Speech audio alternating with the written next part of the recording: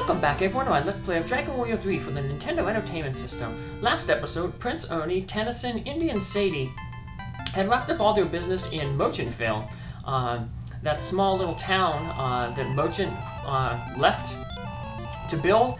It became a big city. Unfortunately, in doing so, Merchant worked the people a little too hard and they eventually rebelled against him and his leadership and threw him in jail. But he did manage to give us the yellow orb that somebody sold to him. So, and wished us luck in our continued journey. And that journey is going to continue here to the south of Romilly. We also got the Sailor's Thigh Bone, which acts as a compass for the Phantom ship. So we got that by trading in the Staff of Change to the Wizard in Green Lad. And now that we have that thigh bone, the ship appears. We can locate the ship and we can board the ship and maybe find Errol on this ship somewhere. Errol was the sailor love of Olivia, who after Errol died, she basically, her spirit keeps any boat from entering into the strait where the shrine jail is, where apparently the hero Simon is exiled. So Simon was a hero that the fake king of Samanao exiled him through that travel door. The travel door is right outside the strait. And Simon may have the Sword of Gaia. Don't know much about the Sword of Gaia other than that apparently it's needed for some reason. So we're going to have to break the curse of Olivia to get to that shrine jail. They speculate, the one bard at the nearby inn speculated that if we can find maybe something of Errol's, that may break the curse. So here we are on the Phantom ship, trying to find Errol and maybe get that item that we need. So, because that's the only way we're able to get into the other two ways to get to the shrine jail. There's a river to the north. That river is blocked by shoals, so we couldn't enter it. And then another river, there's a bridge in the way, so we can't.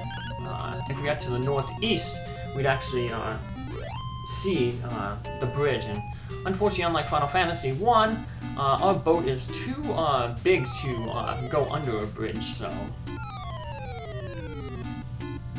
looks like we're stuck getting this, finding Errol. Hey, you don't look like Ghost World, and you must be after the treasure too.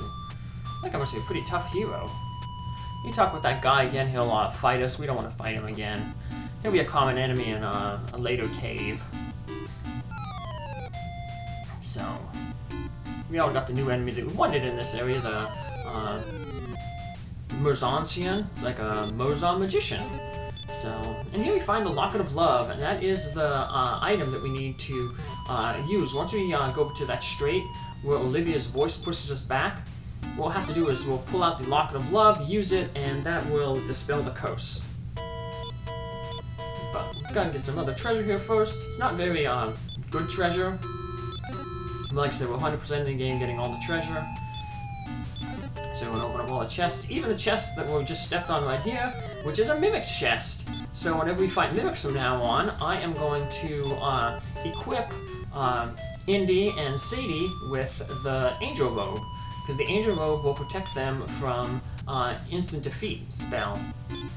So now basically everybody with Tennison is protected from the instant defeat spell. Prince Ernie once, because he has the life, the Stones of Life, and eventually hopefully we'll get another one of them and we can give it to Tennison and protect her as well. We'll heal ourselves up here, because even though that thing won't be able to defeat most of our characters with the defeat spell, he can still hit pretty hard and has other spells to attack with, so. But yeah, much less deadly now that, you know, only can hurt one of our characters with the instant defeat, so. Missed it all. So it's obviously going to miss Indy and Sadie because they have that robe. And if it did hit, Prince Ernie would have said like the Stone of Life Shatter in place of that attack, so. So we just fight the Mimic here, not as scary as he used to be. And then we'll get the other chest that actually has some treasure. We'll end up talking with a bunch of ghosts and sailors on this ship. Get some more information from them. Gain another level.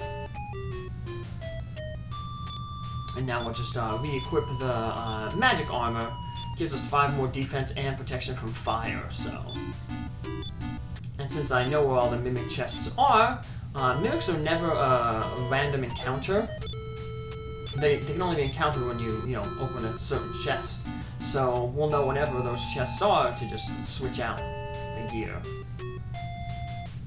Rowing is a job only for slaves or criminals. Death by drowning is excruciating. I don't want to die. Well, I think you're already dead because you're a spirit. You're a flame. No response. Looks dead. This is hard work. We're all slaves. Or criminals. We're gonna learn one of the guys is a criminal down there. Ho ho, there's a storm coming. Nope, nobody up here, so... Let's talk with the rowers on this side. Heave-ho, heave-ho. It's off to work we go. That's... Oh, Olivia, the ship is sinking. We will never meet again for all eternity. I hope that at least somehow you find happiness.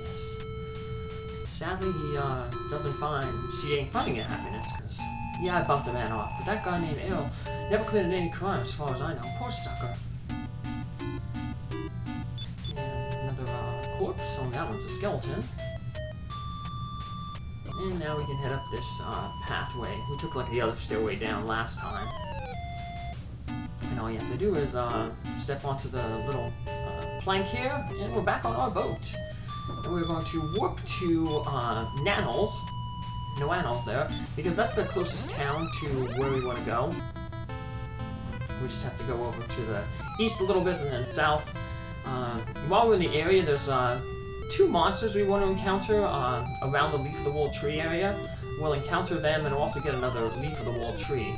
We ended up having to use that in the Cave of Samanao, thanks to all those mimics that we fought. So we're gonna go pick another one up here real quick. So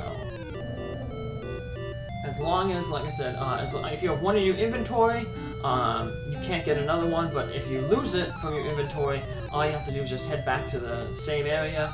And this time we'll actually approach it from the north. We approached it from the west last time. They said basically like see where the mountains intersect, and we'll kind of get a better idea of how they intersect this time. So like I said, I'll approach it from a different direction. Step off into the land here. And here's one of the new enemies, the grizzly bear. So, nothing super special about them. As the thing says there, they have a 13% chance to have a critical hit on you. But other than that, they're not too deadly. All they do is basically attack you physically. They're not going to cast a bunch of spells. They're not going to put any status ailments on you. So they're just going to swipe you with their paws and, I guess, try to eat you. But yeah, there's worse enemies in this area, so just finish them off. And that's another enemy checked off our bestiary. Alrighty, heal ourselves up here. We have plenty of healing. We could have used way back at the beginning of the game, but you know, we were too busy. Playing with the other classes. So yeah, the only class we still need to see yet is would be the soldier, which is basically an all-up fighter that uses weapons and armor rather than just agility and strength like Tennison, our martial artist fighter, uses. So we're going to head over to the east here a little bit, and there's the mountain. You can see what kind of those 2 mountains are. You can see if you draw like an L, you would, so we just have to head down to where the southern mountain is, and then step over 2 places from where it is, and that'll line us up directly with the Leaf of the World tree. So, like I said, it lined up exactly with the mountain to the north there. So, we're going to see in just a little bit when we start walking up a little bit more. This encounter rate is pretty high because it's such a forested area. Forests have a pretty decent encounter rate. only higher is hills and desert. That's the enemies like to hide in the forest. See to the north there, we just got a little glimpse of it there. There's a ring of mountains. There's a castle in that ring of mountains we're gonna have to go to later. But like Archfiend Barrish's castle, it's surrounded by mountains and we can't fly over them. So basically we just go through this strait, and while we're getting pushed back, you go into your inventory, select the Locket of Love, use it, and the spirit of Errol and Olivia's devotion to each other radiates from the area. Oh Errol, my beloved, I've been waiting for such a long time. My dear Olivia, never again shall we be parted. Errol, the curse on Olivia is broken. And now we can head into the jail shrine over here. On in. And it looks like a fire, but it's actually a spirit. This is the desolate cell of the shrine jail.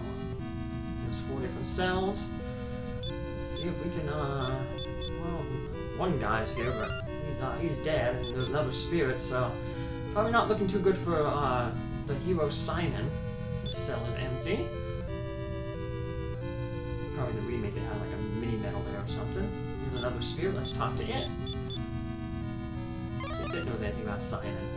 I am the spirit of Simon. Investigate the area near my corpse. We might want to attempt to look at the one up there, but actually Simon's corpse is this one over here. So we use the final key. Look at the body. Search around. Not by the side. Let's check the foot of the bed. Check the foot of the bed. And it's the Sword of Gaia. That's a sword that Prince Ernie can equip, but it's not really a weapon that you're going to use, because it has really weak attack power, and that's kind of the game's way of saying that, like, yeah, this is just a quest advancement item. So it's going to be the thing that we're going to need to basically throw into that into the volcano we were told about a long time ago when we were in Tendaki. They said, you know, hey, there's a keep going around the corner and you'll see that cave. I showed that off a few episodes ago about that whatchamacallit, that volcano. So we're just gonna walk around this way here. This is the area where the another new monster can be found.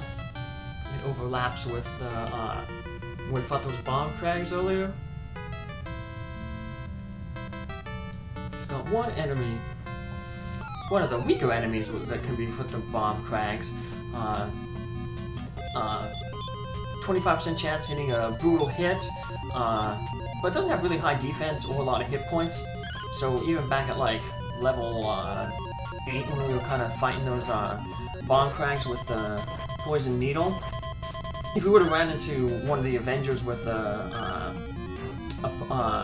bomb crag, we probably could have fought the Avenger and won. I know we fought one of the enemies there, I forget which one, but we did manage to defeat one of them, so... And we just take him out. Nothing, like I said, nothing special about him other than the fact that he can potentially, you know, call other Avengers to help him out and have those brutal hits.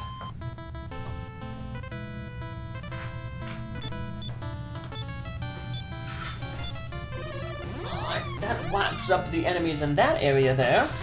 So we're going to just head back here, release some of our items that we don't need anymore. We won't be needing the Sailor's Thigh Bone, so we can get rid of that. I'm going to hold on to, like I said, the Sword of Gaia because we're going to need that.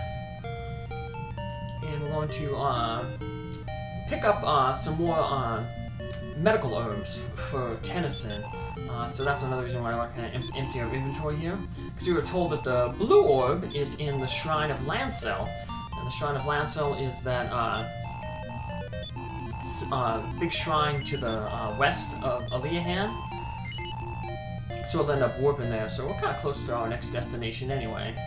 We'll be able to pick up the blue orb, and then just to the southwest of Lancel is where that shrine to the Ramia, the egg, is at. and then we can drop off 3 of our orbs, and then all we need would be the last orb, the silver orb, which we were told is in the Necrogond cave. And that is the cave that we're going to need the Sword of Gaia to reach. So things are wrapping up here for the most part in terms of our quest to gather all the orbs. So only 2 more to go, and we know exactly where they are. So one's really close by too, so it won't take long to pick that up. So like I said, we just want to grab the medical herbs here because Tennison doesn't have, you know, any healing magic, and she's going to be going solo into